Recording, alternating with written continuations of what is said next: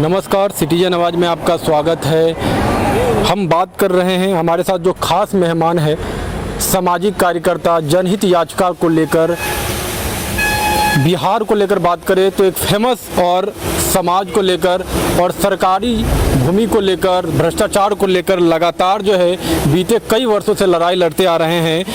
हमारे साथ उपस्थित हैं विकास चंद्र उर्फ गुड्डू बाबा, जो अपने नाम से फेमस हैं, जो पूरी तरीके से बिहार में अगर बात करें भ्रष्टाचार को लेकर, अगर बात करें जिस तरह से अतिक्रमण, सरकारी ज़मीन को अतिक्रमण को लेकर लगातार इन्होंने कई मुद्दों को लेकर कई जगह पे जो है वो शिक्षा विभाग को हो या स्वास्थ्य विभाग को हो, उस भूमि को जो है अतिक्रमण मुक्त करवा के सरकार को जो है उससे लाभ पहुँचाए हैं। हमारे साथ स्वागत है आपका, क्या कहेंगे? और जो आपका ये समाज को लेकर जनहित जो है लगातार याचिका जो है करते आ रहे हैं, किस तरह से समाज के साथ और समाज के लिए लड़ते आते हैं, किस तरह से जो है जिस तरह से भू माफिया हो या अलग अलग तरह के जो क्रिमिनल बैकग्राउंड से बिलोंग करते हैं, जिसको लेकर लड़ाई लड़ते आ रहे हैं, आप हाई कोर्ट हो, सुप्रीम कोर्ट हो, क्या कहेंगे इसको लेकर?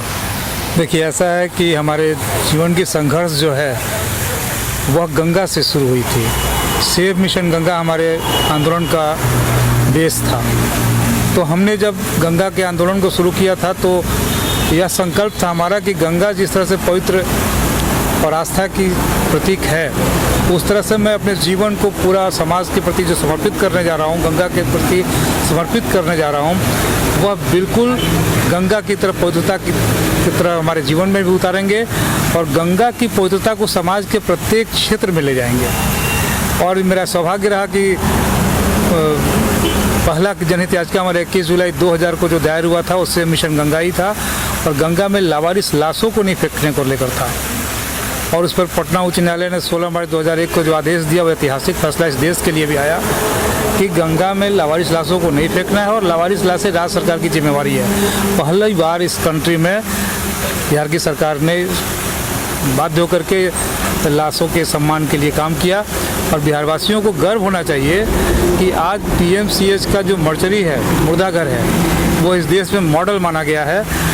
और हमने इसके लिए सुप्रीम कोर्ट में 70,000 लावारिस लाशों के लिए भी संघर्ष किया 2013 में और उसमें गाइडलाइन बनी है, कैबिनेट के पास गया हुआ, भारत सरकार के पास। आज नहीं तो कल कानून बनेगा ही उस पर। और उसमें इतना बड़ा मामला है कि डीएनए तक प्रिजर्व रखना है। आपको कहीं भी लाशें मिलेगी तो एक वेबसाइट मिनिस्ट्री ऑफ होम को बनाना है भारत सरकार को, जिस पे कहीं भी जो लावारिसों का जो डाटा आता है वो कंसर्न थाना के द्वारा उस पर अपलोड कर दिया जाएगा। क्योंकि यह इतना बड़ा मामला था कि 70,000 लावारिस लाशों का जब डाटा हम लोगों ने कलेक्ट किया था इस देश में, तो सुप्रीम कोर्ट में जाने के बाद सुप्रीम कोर्ट के ऑनरेबल जस्टिस BS चौहान ने थे, उन्होंने कहा कि इससे बड़ा जनहित याचिका और क्या हो सकती है, जो जिंदे और मुर्दों सबके लिए। दूसरी बात, आप गंगा की बात कर रहे हैं, हमने देखा जी कि 2014 के बाद जब एनडीए सरकार आई, गंगा को लेकर, नमामि गंगे को लेकर हजार करोड़ का प्रोजेक्ट था, इसको शुरू करने को लेकर आज जो स्थिति है, हमने लगातार जो है माननीय प्रधानमंत्री मोदी जी के संसदीय क्षेत्र राजघाट में जाके हमने स्टोरी किया था, उसने वहाँ पे भी हमने देखा था ये कि जो डेवलपमेंट, जो साफ, जो निर्मल बनाने की बात, चूँकि आप गंगा से शुरुआत करें इसलिए हमने गंगा को लेकर बात किया है, क्या उतना काम हो पाया? क्या जिस एनजीओ को टेंडर दिया गया पटना में भी जो गंगा सफाई को लेकर वहाँ पे नमामि गंगे का जो प्रोजेक्ट था, क्या कहेंगे सरकार की मंशा और फिर ये कार्य बीते कई वर्षों में नहीं हो पाया? देखिए, मैं बहुत स्पष्ट बोलने के लिए जाना चाहता हूँ। किसी भी नदी का, गंगा सहित किसी भी नदियों का जो पॉल्यूशन का फैक्टर होता है वो 74% सीवरेज का होता है, नालों के पानी का होता है, 24% इंडस्ट्रियल वेस्ट होता है, ओनली 2% पब्लिक। और उसमें भी गंगा की बात तो आस्था की प्रतीक है, उसमें भी यदि 1% जो है पॉलीथीन बैन करने की बात है तो गवर्नमेंट को करना है। मेरी समझ में आज तक नहीं आया। मैं बराबर इस बात के लिए कहता हूँ कि जितनी सरकारें, इसकी शुरुआत हुई थी 1986 से, late prime minister Rajiv Gandhi ने लाया था Ganga action plan, phase 1 phase 2। Manmohan Singh की सरकार ने 2008 में गंगा को राष्ट्रीय नदी घोषित किया। हमने उस समय भी कहा था कि भाई गंगा परिचय की मुहताज नहीं है, विश्व की 9 नदियों में शुमार होती है गंगा। तो हमने ये भी कहा था कि टेम्स नदी जो दुनिया की सबसे प्रदूषित नदी थी, गंगा के जल को लेकर लोग डालते थे उसमें कि अभी स्वच्छ हो जाएगी, निर्मल हो जाएगी। आज हमारी गंगा की वही हालात है और टेम्स जो है विश्व की सबसे साफ़ सुथरी नदी हो गई है। 1% जो पब्लिक के द्वारा गंदगी फैलाई जाती है, तो 15,000 करोड़ रुपये मनमोहन सिंह की सरकार ने कर्ज लिया था विश्व बैंक से।